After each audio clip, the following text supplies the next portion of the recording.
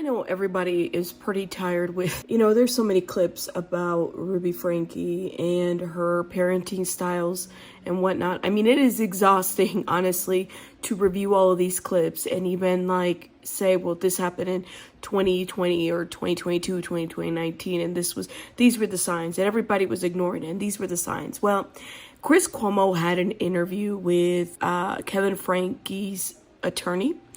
And it was interesting because I think Chris Cuomo really went in and just said the obvious that we were all thinking of. How is it that a father moves out of the house, right? Because they're not together, whatever.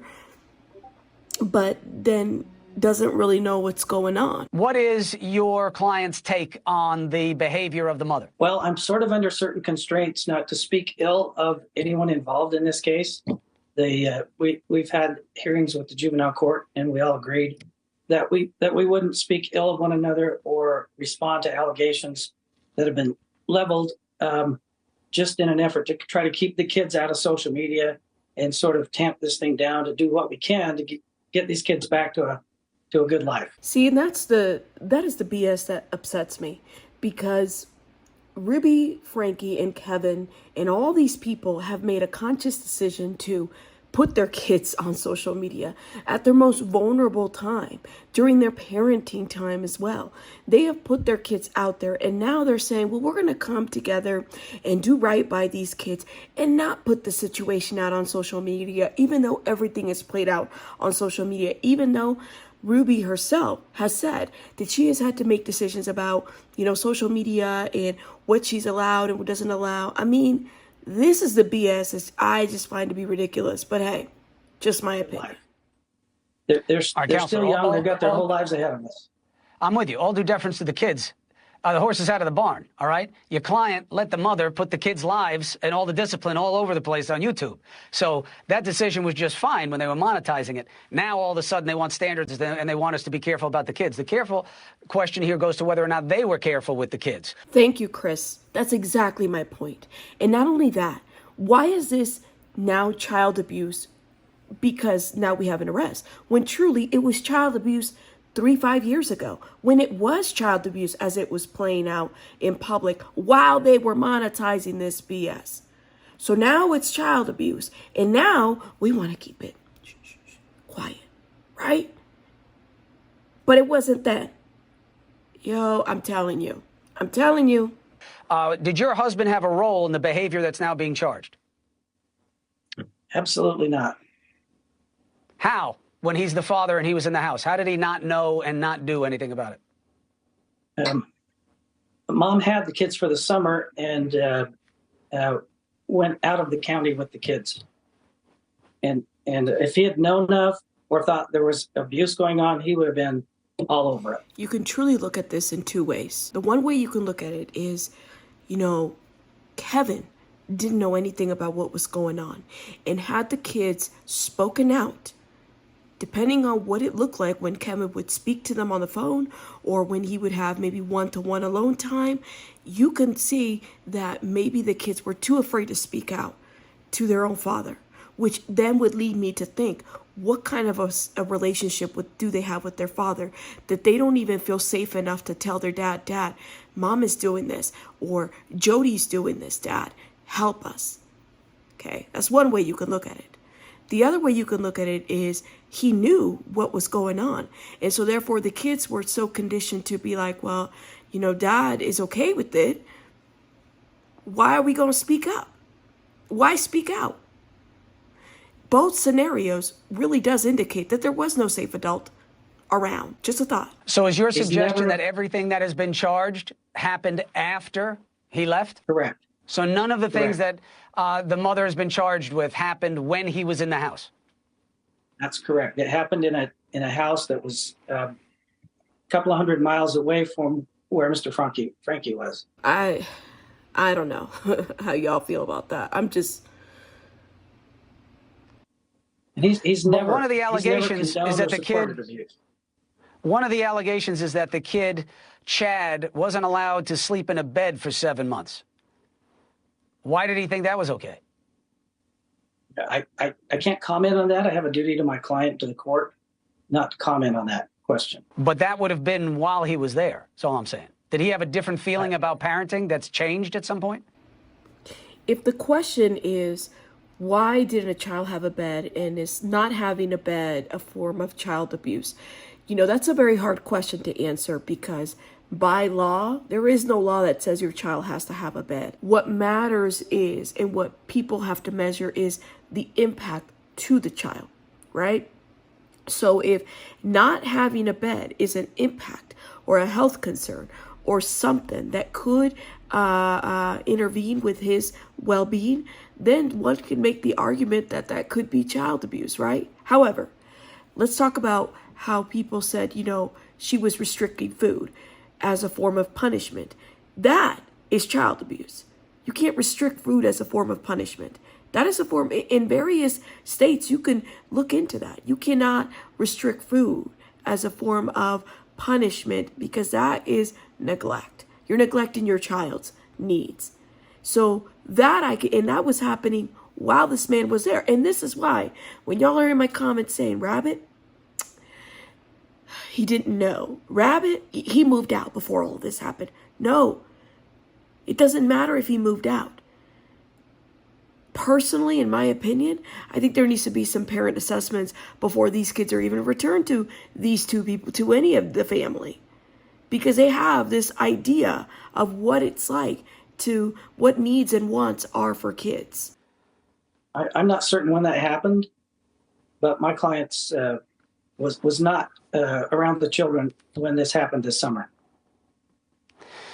So is his position that these allegations are unfair, and is he going to defend the mother? If the or does he want the allegations kids are true, and to keep them away from the mother? if the allegations are true, my client has never supported, condoned, or even acted in a physical way toward these kids. There was a local channel that did some pulling of police reports that there have been some contacts with police at least a little over 4 times. We're going to review those right now. 4 times in 2022 and 2023, Springville Police told KUTV they were asked to respond to the home with Department of Child and Family Services DCFS workers. Police said they were in a support role, and that reports were not created because they were not needed by their agency.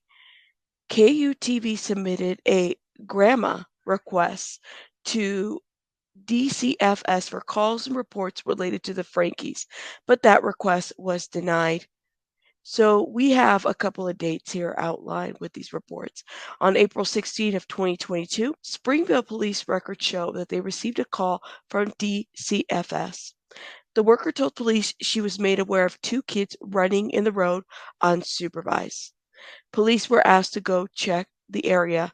The officers reports they did drive out there, but did not observe any kids out in the street. In September of 2022, Springville police said they received a call for a welfare check from Shari Franke, Ruby Franke's older daughter. The report said Shari told them her sister and brothers had been left home alone while their mother was in St. George with her friend. Shari told police that she received a call from a neighbor regarding the children. The report said the neighbors told Shari the kids had been alone for 5 days. When police responded to the home, they said the kids were seen through the windows but would not answer the door. The officer said one of the kids was on a cell phone, and then the kids went upstairs out of sight. They reported that several neighbors were watching what was happening. When police talked to the neighbors, they immediately started telling about how the mother of the residents, Ruby Franke, will leave her children home for extended period of times and go to St. George to spend time with her friend Jodi Hildebrandt. One neighbor said that they could provide video proof of Frankie's car being gone continuously. Another neighbor said that they had a source in St. George who had went past Jodi's residence and verified Ruby's vehicle was there at a time we were on scene. Police also noted everyone who came to the scene was very concerned about the children and then being left at home alone. The neighbors involved told police they would contact DCFS. Frankie and her husband Kevin owned a home on River Bottom Drive in Springville from 2012 to 2020. During this time, Springville police received 12 calls either from or regarding that address. They included complaints from everything from a traffic stop to juvenile problems. KUTV cannot confirm if the Frankies lived at the address during this time. Again, Springville police told KUTV that incident reports were not created for any of those calls, meaning they responded they did not find anything or could not make contact with anyone. Frankie and her husband bought a home on Brookwood Drive in Springville in 2021. Police logs show 9 calls involving that address since the couple owned the home. 4 of those were DCF assists. However, 2 incidents released from Springville police to KUTV were calls from Frankie at the Brookwood Drive address before records show the couple officially bought the home. April 27th of 2020, a Springville police report said Ruby called saying that she was being threatened. The report said Frankie told police she received a text from somebody stated that they were going to take her family down. There will be riots at her door when the world finds out the truth. The report goes on to say Frankie's reported she also received a message stating that she should not leave her kids outside unsupervised and that she should not post on her social media or there would be problems. The officer stated in the report that he called the phone number Frankie received messages from and a woman answered. When the officers asked her name, the woman stated, "This is Ruby Franke," and then hung up. When the officers called back, no one answered, but the report said he left a voicemail stating they need to stop contacting the real Ruby Franke. The report indicates that Frankie knew the name of who was making the calls and threats. On June 5th, 2020, Frankie told police she received a threatening message on Instagram from an account named 8Passenger Canceled. According to the report, the message gave out Ruby's address and said, "All right, y'all grab your pitchforks. We're going to loot at the place and that actually deserves it." The officer then wrote, "It appears to be a made up account and that it shows on the GPS whoever sent it is 1,020 miles away." Springville police scheduled extra patrols every 2 hours for the 3 days following that call. Let me know your thoughts in the comments about this whole situation. Kevin, Bonnie, because I feel like them coming out right now is saving face a little bit and trying to, make sense of the situation. I personally feel like there needs to be more looked into this as it pertains to the adults that were around them. Let me know your thoughts in the comments. I'll see you guys on the next one. Rabbits out.